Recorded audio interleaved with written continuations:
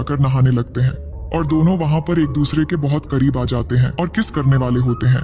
पर तभी मैथ्यू को रियलाइज होता है कि ये पुल तो उसके प्रिंसिपल का है, इसलिए तुरंत दोनों वहां से भाग जाते हैं।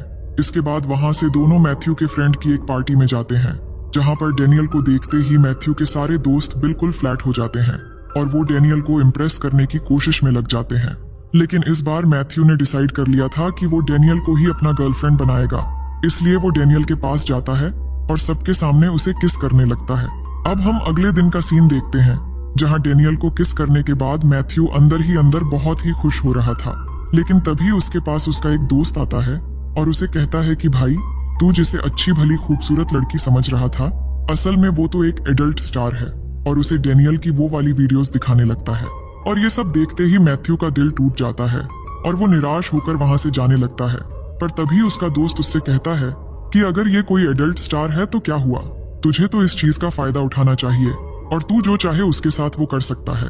अब ये सब सुनकर मैथ्यू सीधा डेनियल के पास जाता है, जहां वो उसकी माँ के साथ बैठकर उसकी बचपन की फोटोज देख रही थी। और वहां जाकर मैथ्यू डेनियल को कहता है कि चलो, तुम्हें कहीं लेकर जाना है। जिसके बाद वो दोनों साथ में एक होटल जाते हैं और वहां पर मैथ्यू डेनियल को उसके कपड़े उतारने को कहता है।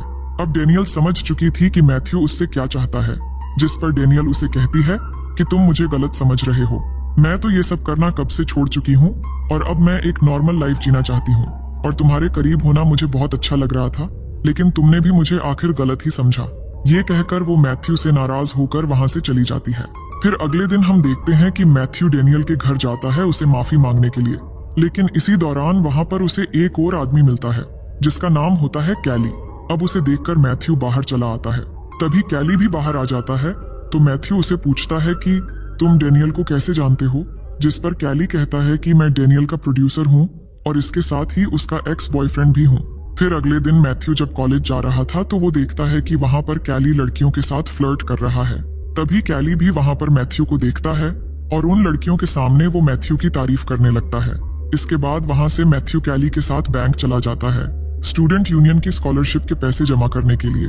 अब बैंक जाने के बाद बैंक की कर्मचारी पूछती है ये कौन है, तो मैथ्यू बता देता है कि ये हमारे स्टूडेंट एडवाइजर है। अब अगले दिन हम डेनियल को देखते हैं जो कहीं जा रही होती है। तभी मैथ्यू वहां पर आता है और उसे पूछता है कि तुम कहाँ जा रही हो, तो डेनियल कहती है कि मैं कभी भी शायद खुद को बदल नहीं सकती और ना ही कभी एक नॉर्मल लाइफ जी सकती हूँ, इसलिए मैं कैली के साथ वापस लॉस वेगस चली जा रही हूँ। अब यहाँ पर मैथ्यू भी डेनियल से प्यार करने लगा था, इसलिए वो डिसाइड करता है कि वो डेनियल को वापस लेकर आएगा, जिसके बाद वो अपने दोस्तों को लेकर लॉस वेगस के लिए निकल पड़ता है। अब वहां पहुंचकर मैथ्यू